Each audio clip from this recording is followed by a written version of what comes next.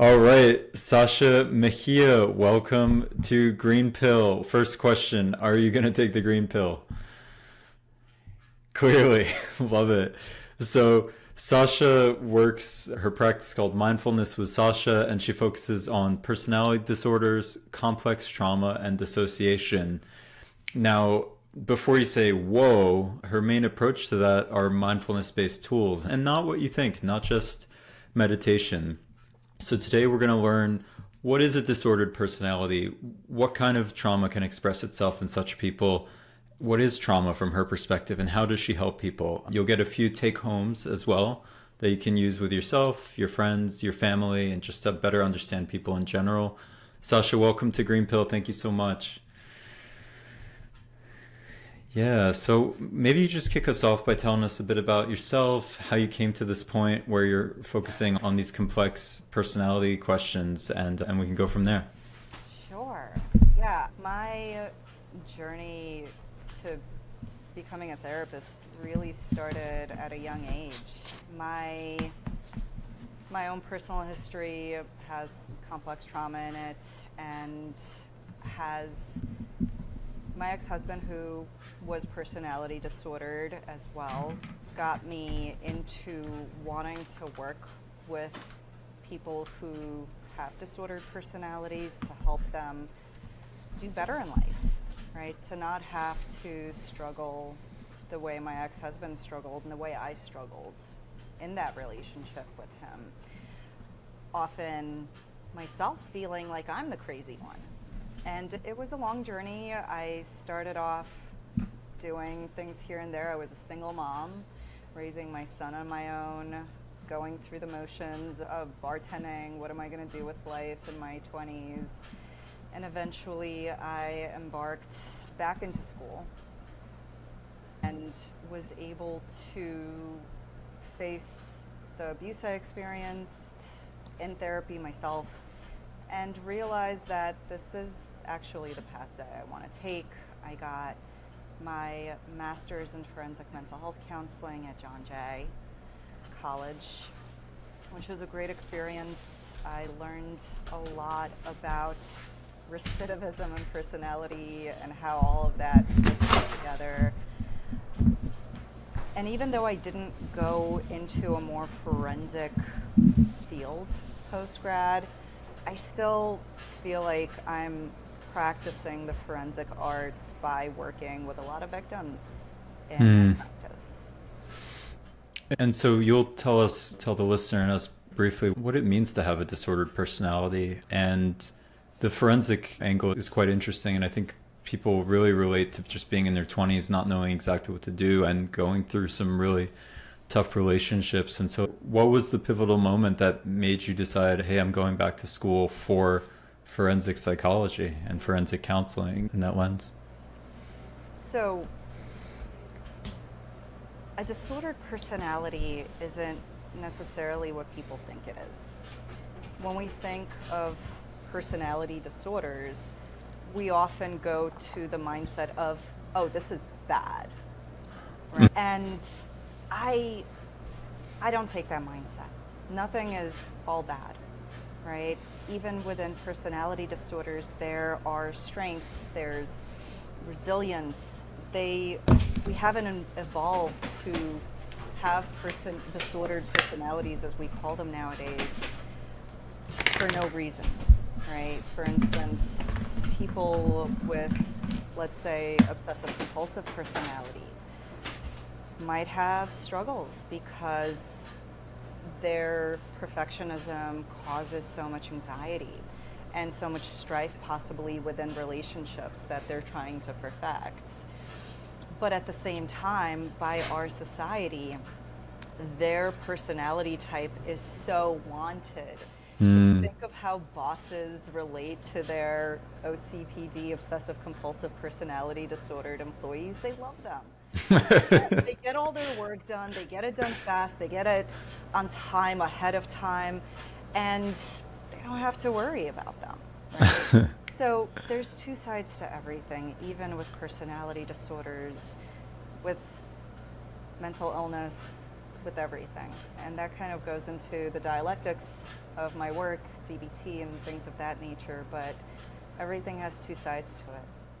And we'll definitely get into the tools of your work. Thank you. And OCD or OCPD being one example, which I wasn't aware of. What are some other ones that people would be familiar with in common lexicon, but they might not know? You listed one. So there's overall at this time 10 actual personality disorders. Okay. And a couple of the unidentified ones that aren't categorized really. Okay. Of the 10, I think the most common ones that people hear about it might be obsessive compulsive personality, which by the way is very different from OCD. Not the same, Okay. completely different. What are the differences, real quick, if you want to go there? OCD it is an anxiety-based diagnosis that has to do with obsessive thoughts and compulsive behaviors. We don't see this in an obsessive compulsive personality. What we see are very rigid thinking and behaviors. For instance, within their routine. If I don't check off everything on this list, I'm going to freak out type of thing. Mm-hmm. It's the personality embodiment Right. of the obsessive thoughts and compulsive behaviors. Well, there are no obsessive thoughts, compulsive behaviors in OCPD. So it's just the rigidity within rigidity. their personality. I see. There's So a these are right very way and a different. wrong way of doing things in that world, right? So in OCPD, it's really about rigidity of the way the world should be, whereas OCD is more of a felt thoughts and compulsivity in just everyday life. Exactly. That's the difference. I had Yeah. no idea there was a difference. Okay, so that's one. It's one of 10, and you'll give us some others, I'm sure. Borderline personality is something that people often talk about and chastise and stigmatize. I look at a borderline personality as somebody who's very passionate and empathic. Right? We can look at it that way. They're very sensitive to other people's emotions, and that is what often causes the problems, right? Because they're so sensitive to emotions, they tend to respond to those emotions at a greater scale than we normally would. If somebody had a breakup that doesn't have borderline, they'd still be upset, just maybe not as upset as somebody who has borderline traits. I see. Right? And the borderline traits might exhibit more emotion than somebody with a non-disordered personality. And okay, and that's borderline, and I've always been curious there. Now, yeah, give us a couple other if you don't mind. Sure. Let's see. So there's paranoid personality disorder. That's something we don't often see in clinical settings, but it's something we see out in the world so often, and we just think of them, oh, they're just nutty. But paranoid personality really questions authority. They question everything around them. They're so inquisitive. If something is told to them by a doctor, what if they're wrong? What if the doctor doesn't know what they're talking about? Can I trust this doctor? Let me look at more information about this. The more severe paranoid personalities we will see out in media. We'll see them touting about alien invasions and things like that. Wow. Oftentimes, or government conspiracy theories. So these are the disbelievers, and while the extremes might be pretty extreme and jarring to us, everything is scaled up or down. And how does it become, whether it's OCPD, paranoia, borderline, and a few of the others you might cite, when does it become disordered, and when does it be okay in your view? In your personal view, maybe in your professional view too. A personality that's considered disordered is disordered because in some shape or form it is inflexible. There's a one-track mindset within that personality. with a more average personality, right? We have the ability to problem solve, look at a situation in different ways. Whereas if we take somebody who's paranoid or has a paranoid personality, a borderline personality, has an obsessive compulsive personality, they're likely to see it in just one way. They might see it as wrong or right, and that's it. You did it the wrong way. We're gonna have to figure this out. And how can you do it the right way? Right. Or you've hurt my feelings and I'm gonna melt down because I don't know how to problem solve for this. Or I don't know if I can trust you, so I'm just not going to trust you because that's how I am. So it's a one way of thinking, whereas in a more varied personality, we have other ways to look at situations, right? Oh, I don't know if I can trust this doctor, but I can use some sort of skills to find a little bit of trust, maybe reinforce what this doctor said to me, kind of thing. Sounds like there's some gray areas, and then folks who are a little more disordered have pretty black and white in many varied situations, as you told me. So work, family, friends, romantic relationships, it's that same approach. It's that hammer, and they always see a nail. Or yeah, is that right? They always see a nail wherever they go. Makes sense. And so what made you get into this field was your ex-husband, and was there a catalytic moment for you to go into school? Was it something you'd been thinking about for a long time? And what was your early career like, and where are you today? Give us the track. So my educational career was on and off because right after high school, I did go to college, but I ended up dropping out in my second semester because of issues with my ex-husband. And once I got a divorce, I went on a whole new journey to figure out who the hell I am. Right? I didn't know who I was. I'm this 21-year-old, newly divorced 21-year-old with a kid, and I don't know what the hell I'm doing. I bartended, I worked in office jobs, I even did EMDR training, not EMDR, I'm sorry, EMS training. To help to save people's lives, yeah. So I did EMS trainings, and after that, I decided to go back to school for elementary education because during that training, I noticed how much I love teaching.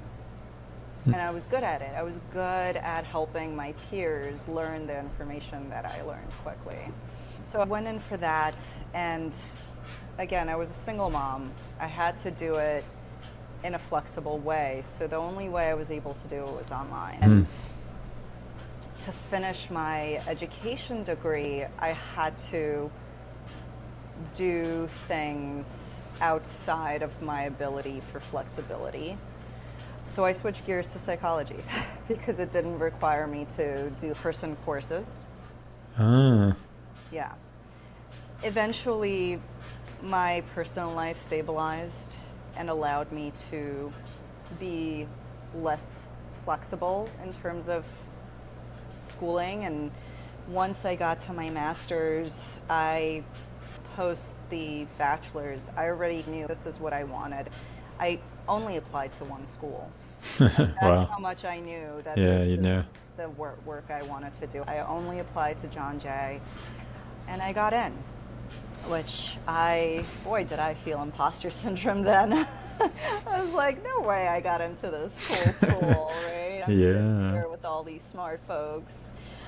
My early career, even as I was in school, throughout my school career, I worked at first with autistic kids in the school setting as a TA. I then went into care coordination, which is something a lot of people still don't really know about. And what is that? It's a service that is provided to severely either medically ill or mentally ill individuals to help them manage their services. So that Wow. includes medical services, mental health services, social services like food stamps, Medicaid, stuff like that.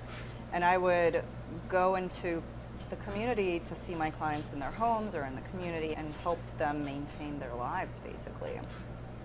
So that really got me a lot of experience and understanding and like what people go through when they're struggling.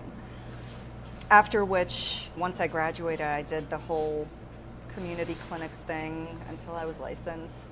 And Okay, so that's putting in time, supervision, and working under a licensed person and seeing clients in the community. Was this in New York and Brooklyn, or? Yeah, Brooklyn, Queens, mostly Brooklyn. Okay, and those folks didn't necessarily have disordered personality, but it was just community mental health clinics, so anxiety, depression, fights, trauma, abuse, the whole gamut.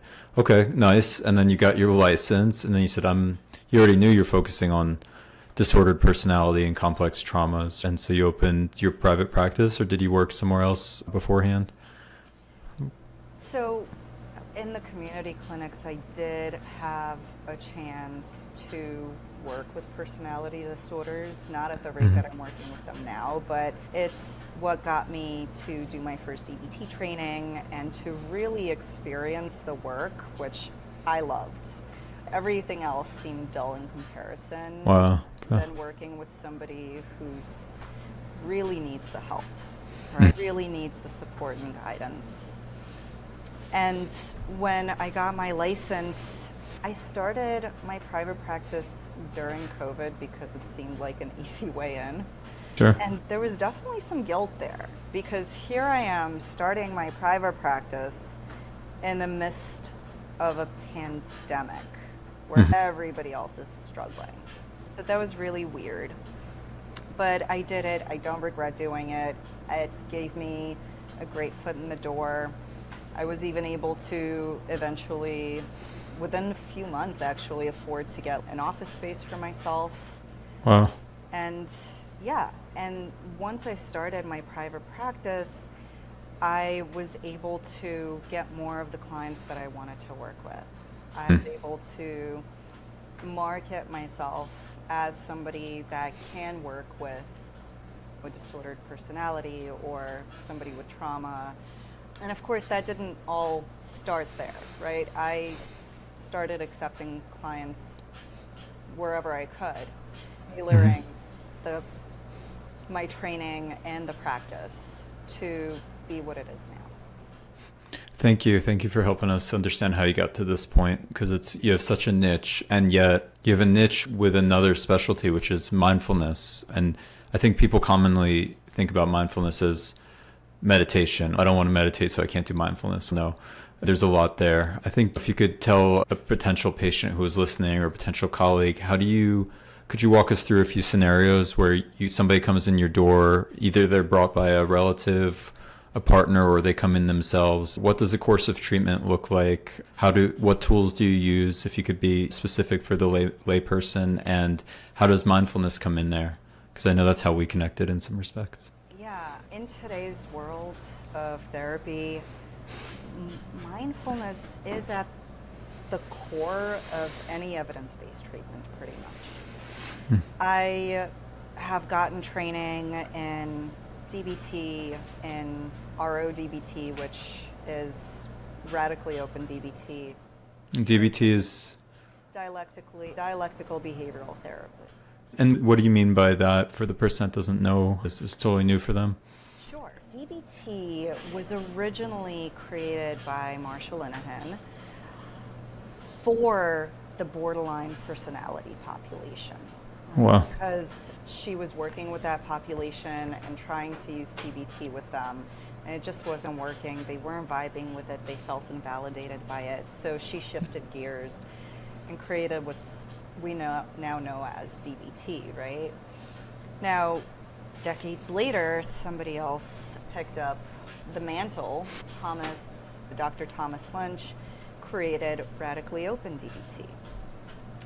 And it dialectically balances DBT, which is really interesting, right? Because regular DBT is now not just for borderline personalities, it's for anybody with emotional dysregulation or anybody with an under-controlled coping style, meaning that they don't control their emotions well. They Okay. are impulsive, they act out of emotion without thinking, Okay. a bit more volatile of a coping style. And radically open DBT is for the other side of that spectrum.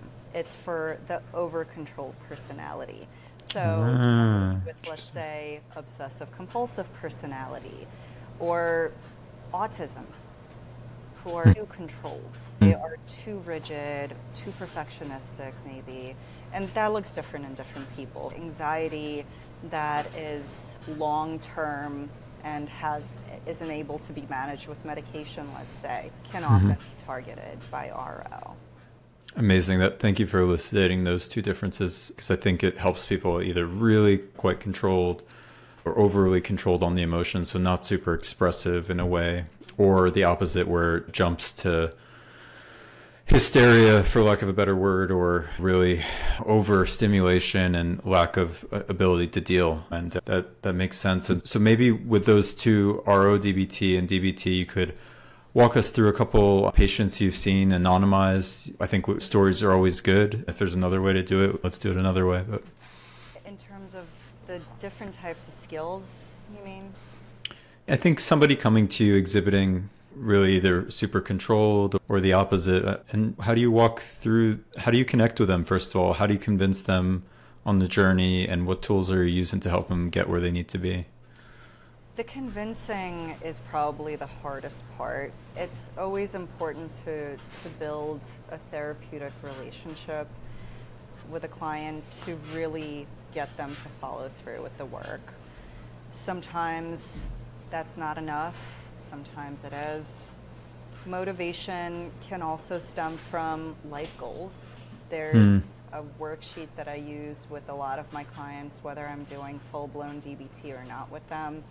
It's called the Life Vision worksheet, where we go through the different areas of life, right? Mental health, physical health, chemical health, social, family, home environment, work, and look at what's going well, what's not going well, how they want to shape and shift into a different version of their lives once they've gotten the help that they need, right? Once they have the tools. So the client might look at their romantic relationships right now and say, oh, they're so volatile, or they're so distant, right, on the other hand of the spectrum, and say, but I want them to actually look like this, right?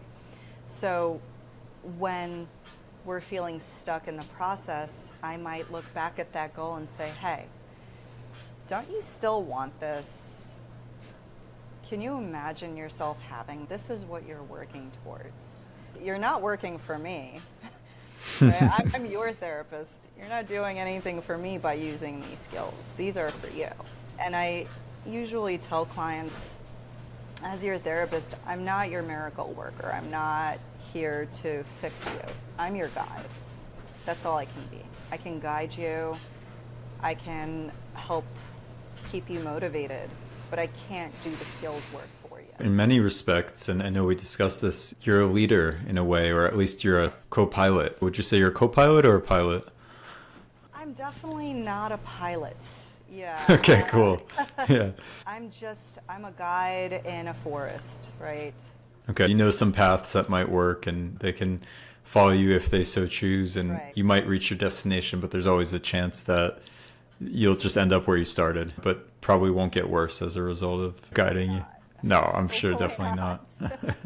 So you see yourself as a guide in a forest, and some of the tools you use are visualization of goals, probably setting a goal and then walking back in time. So how are we going to get there? So if we need to reach X place, then we need to do X, Y, and Z and implement X tools. So I really like how you're focused on tools and goal setting. It sounds like SMART goal setting. So specific, measurable, attainable, realistic, and time bound with your clients. So it's almost in many respects like you're their coach too. And I really respect that. And I think You can't be too structured in your own approach to helping people, which maybe the mindfulness, some of the embodiment comes in, whether it's the breath work or meditation, or what other tools are you using other than the ones you cited?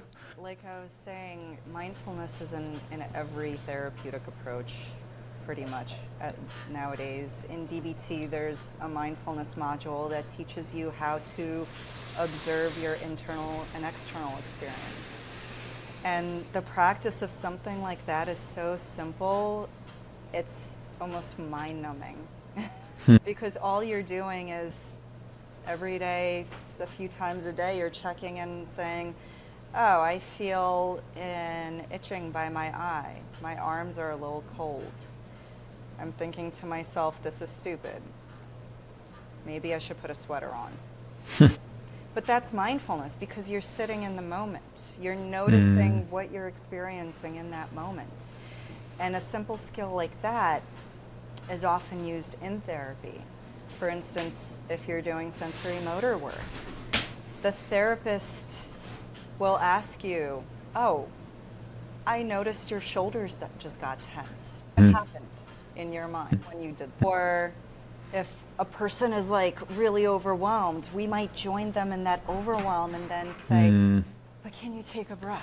Can you relax? And like we visually show them the relaxation in our bodies so that they can learn to do it themselves. So little approaches like that are just as important as meditating.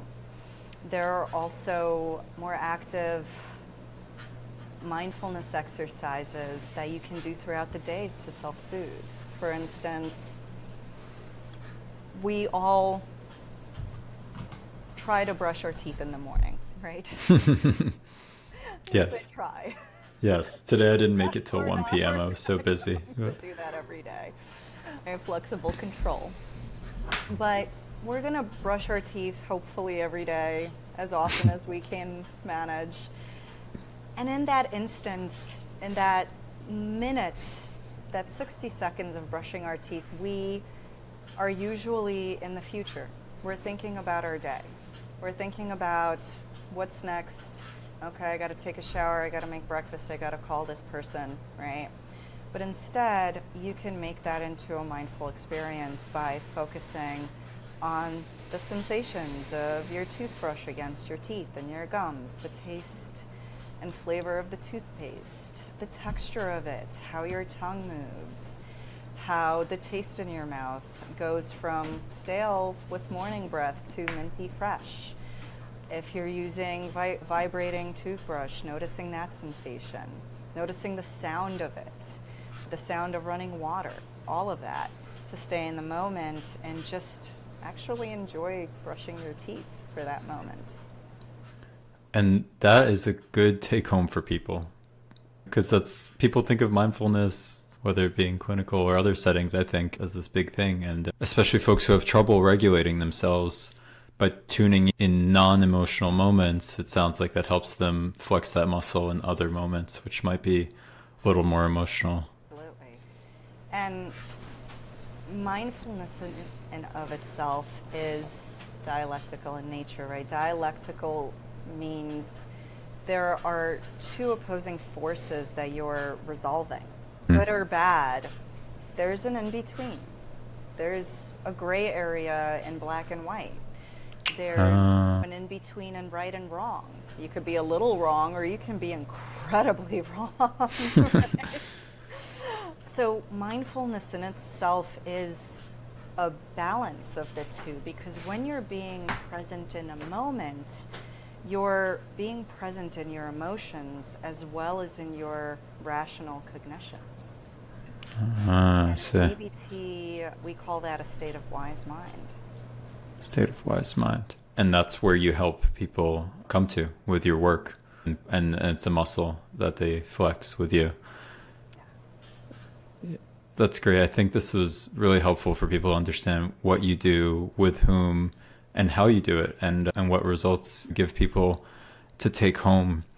Is there anything else that you want to touch on that we made sure we talked about for folks to hear about dealing with themselves, looking in the mirror, their family, their friends, their relationships, their boss, whoever it is, maybe somebody who's not around anymore but still exists in their head, who has passed on, that might fit this profile of rigidity or emotional dysregulation, one way or the other? Are there some take-homes that you can give to folks?